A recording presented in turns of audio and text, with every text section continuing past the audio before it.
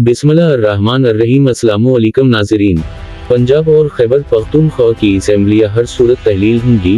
असेंबलियां टूटने की सूरत में 3 माह में इलेक्शन कराना न्यूट्रल का सबसे बड़ा इम्तिहान है। मुल्क डिफॉल्ट हो गया तो बहुत पीछे चला जाएगा।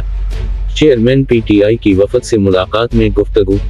चेयरमैन पीटीआई इमरान खान ने कहा है कि असेंबली तहलील करने का ऐलान करके कई लोगों को बेनकाब कर दिया। पंजाब और खैबर पख्तूनख्वा असेंबली हर सूरत तहलील होंगी।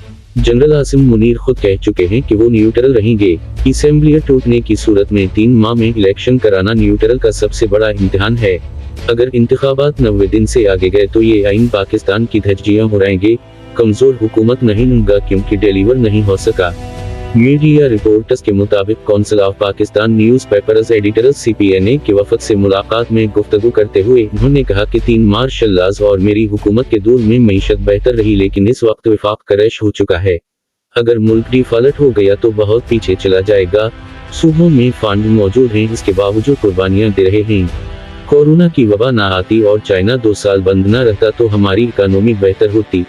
इमरान खान ने कहा कि जब मुल्क के अंदर मईशत गिर रही हो और आमदन कम हो तो कर्जे कैसे वापस करेंगे।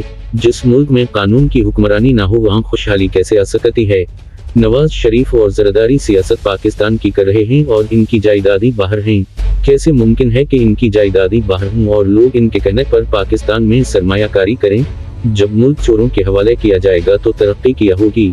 तोशक खाना की घड़ियों के मामले पर साबिक वजीर आजम ने कहा कि अगर हमारे दौर में करप्शन होती तो क्या सिर्फ घड़ी का केस उठाते। तोशक खाना कोई म्यूजियम नहीं है। अगर मैं घड़ी ना लेता तो नीलामी में कोई और खरीद लेता। जरदारी ने 3 और नवाज शरीफ ने तोशक खाना से एक गाड़ी निकलवाई।